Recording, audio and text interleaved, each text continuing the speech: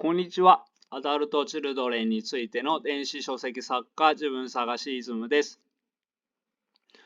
このチャンネルではアダルトチルドレンの直し方や改善方法、少しでも生きやすくなるための情報を発信しています。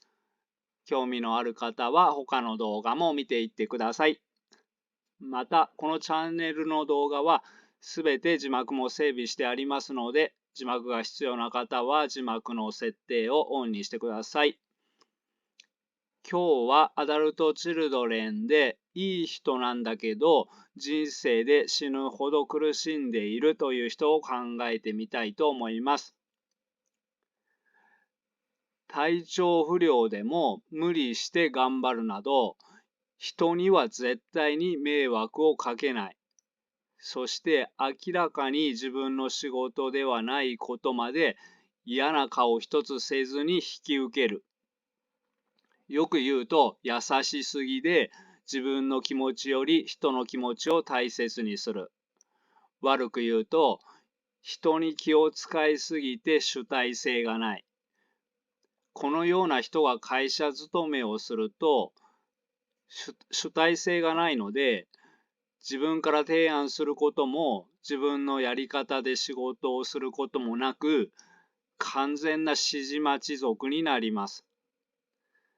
完全な指示待ちの姿勢をマイナスに見られても、それ以上に言われたことはきっちりやるし、嫌な残業も笑顔で引き受けてくれるので、上司や周りの人には気に入られるかもしれません。上司や周りの人に気に入られたら幸せになって良さそうなんですが、このような人はアイデンティティがなく自己評価は低く幸せどころか苦しんでいます。今上司に気に入られるかもしれないと言いましたが、別の言い方をすると上司にとっては利用ができて都合がいい部下ということです。扱いやすいので利用されてしまうのです。利用されても本人は嫌な顔をしないので、上司は良心の呵責に苛まれることもなく利用ができるのです。なので1回だけということではなく、何度も何度も利用されてしまいます。上司はみんなに均等に仕事を割り振るべきですが、なかなかそこまで気配りができる上司は少ないですよね。他の人に仕事を振ると嫌な顔をされるとなれば、嫌な顔をしないこのいい人に仕事を集中させてしまうのです。こうなればこのいい人だって顔には出さなくても心の中は怒りや憎しみで渦巻いています。いい人は2種類います。心が成熟しているいい人とアダルトチルドレンでいい人を演じる生き方以外にどう生きていいか生き方がわからない人です。つまりこの生き方しか身についていないのです。この生き方しか身についていない人はいい人でも憎しみが溜まっています。この生き方しか身についていないとはどういうことか考えてみましょう。もちろんすべてが一つのケースには当てはまりませんので、例えばですが、子供は親に認められたい、愛されたい、受け入れられたいという激しく強い欲求を持っていますので、親をがっかりさせることはとても辛いことです。だからありのままの自分を受け入れてもらえなければ、どうにかして親の期待に応えようと、いい子になろうとするかもしれません。ありのままの子供を受け入れることは、親にとっては大変です。でも子供がいい子だと親は楽になります。そこで、例えば子供がお手伝いをしたり、おとなしくしていたり、下の子の面倒を見たりしたら、大げさに褒める親が出てきます。大げさに褒めるのは子供を操作しているということです。子供は親に認められたいので、このようにして親から関心を得るためのスキル、良い子スキルを身につけるかもしれません。もっとひどい親もいます。例えば、心理的に未成熟で子育てに耐える能力がないとします。子育てに耐える能力がなければいっぱいいっぱいですし、怒りやイライラがすごくなります。そこで子供がちょっと何かをするとすぐに怒鳴ります。子供の本性は元気でうるさく活発でわがままです。なので子供は何かうるさいことをするのが当たり前ですね。何かをするのが当たり前なのに、ちょっとです。忍耐力のない親は、ちょっとのことで激しく怒ります。こうなると、一人では生きられない子供は、生き延びるために自分の本性を犠牲にします。そして、良い子という生き延びるためのスキルを身につけます。これが良い子系アダルトチルドレンの原点です。このようにありのままの自分を無視とか怒られて育てば、本心の自分では嫌われる。本当の自分では存在してはいけない。などの思い込みができておかしくありません。また、親が怖かった場合、人が怖いというのも加わって、なおさらいい人になります。これが心の深い部分にあるから、嫌われないように頑張りすぎるのです。本当の自分では存在してはいけないのだから、嫌な仕事も人一倍真面目にやるし、やらなくていいことまで、それも自分の心や体が壊れるまで頑張りすぎることもあります。なぜここまで頑張りすぎるかというと、本心の自分では嫌われる。本当の自分では存在してはいけないというのは、もっと突っ込むと、自分は他人に迷惑をかける存在。自分は他人のお荷物みたいな感じ方です。これが無意識にあるので、普通にしていられないのです。自分は迷惑な存在という思い込みがベースにあるので、何か役に立つことをして、やっとここにいていい存在になるという感じ方です。これがあるから痛々しいほど頑張りすぎるのです。これは親にコントロールされてきたということです。それでも親に愛されたくて、親の欲求を敏感に感じ取る能力がついたのです。大人になっても、この能力を使って周りの欲求を敏感に感じ取って、それに応えようと頑張りすぎています。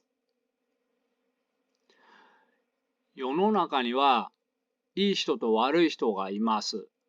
悪い人を利用するという世界ならいいのですが、一般的には悪い人は利用されません。でもここで取り上げているようなアダルトチルドレンのいい人を利用する人はたくさんいます。アダルトチルドレンのいい人は利用されても頑張りすぎる生き方しか身についていませんので、最後には心や体が壊れてしまうのです。よかったら一度自分がこのような生き方しかできなかったらという立場から物事を見てみてください。このようないい人には最初から少し多めに仕事が割り振られます。本当は自分の仕事だけでも大変なんです。本当は手伝ってもらいたいのです。なんで自分だけ多いんだと不満に思っています。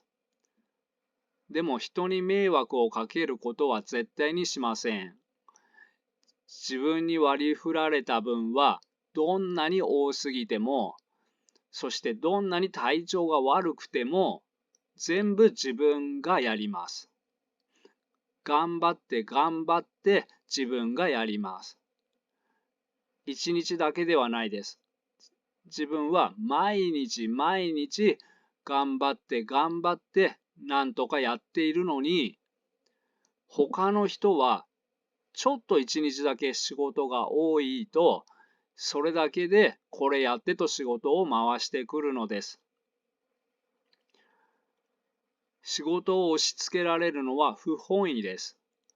本当はみんなのように適当に手を抜きたいのです。それでも嫌々ながらもなるべく顔に出さずに引き受けているのです。それなのに感謝されない。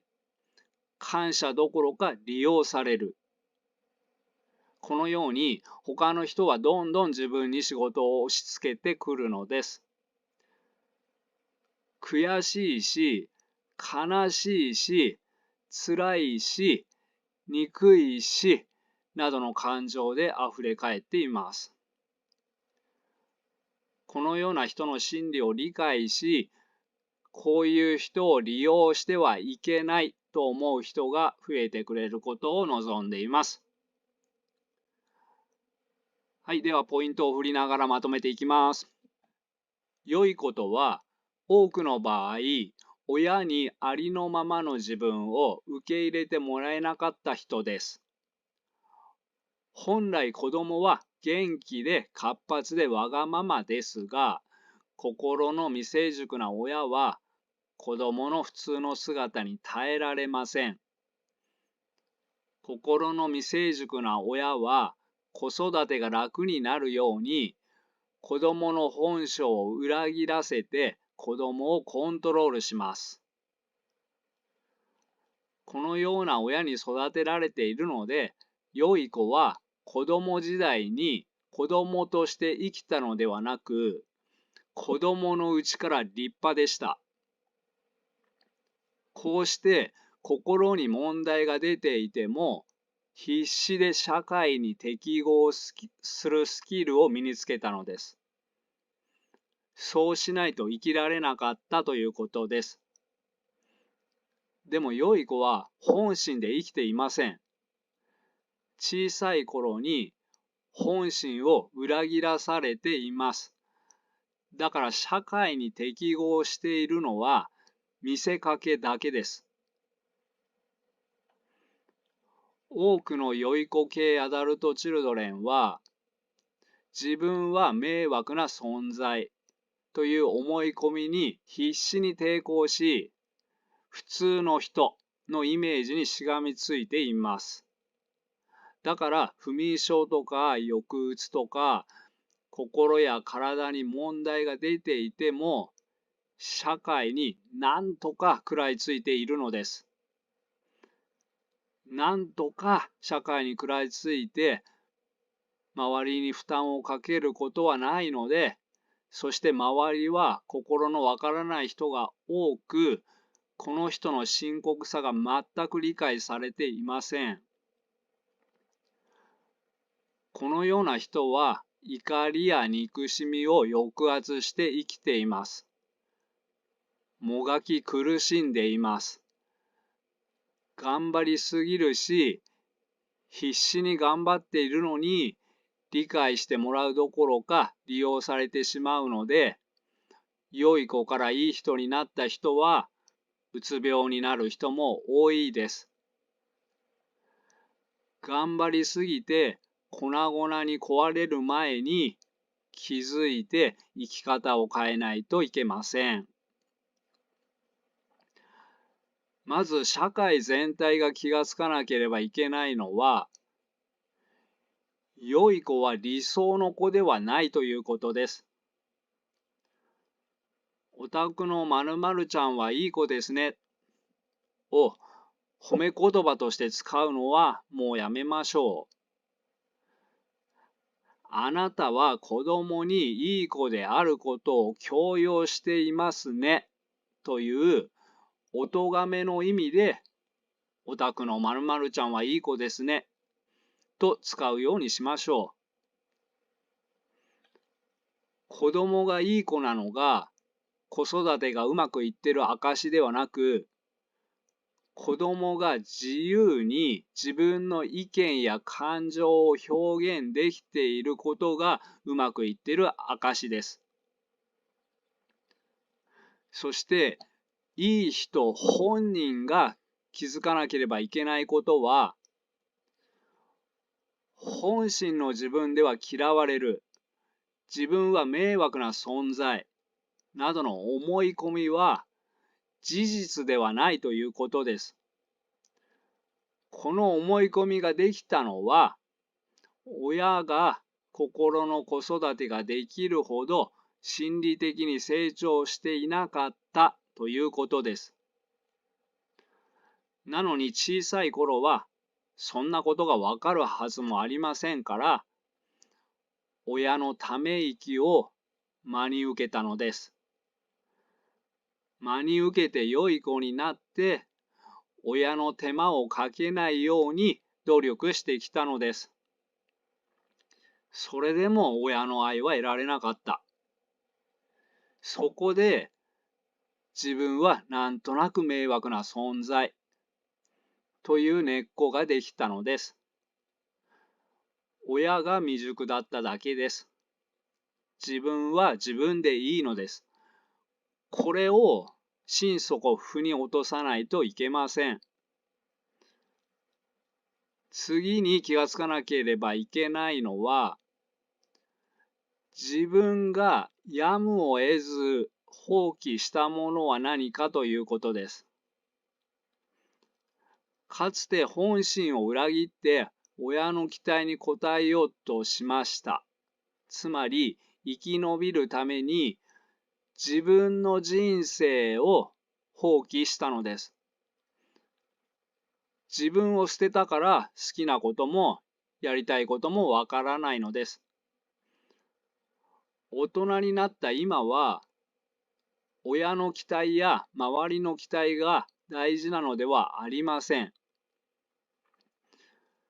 自分の内なる声が大事です。これからは自分の内なる声を大事にする生き方に変えましょう。もちろん今までの生き方を変えるのは恐怖が伴います。一気には変えられません。少しずつ少しずつ自分の気持ちを伝える、自分の感情を表現するという生き方に変えていきましょう。親に対してこれができなかったから、そして脳が固まったから、今でもこれができないんです。でも、ということは、違う脳の思考回路をしていたら、これができるということです。周りを恐れすぎているのは、一人相撲ということです。では、今日はここまでにします。最後までご視聴ありがとうございました。仲間の皆さん、よかったら高評価、チャンネル登録をお願いいたします。バイバイ。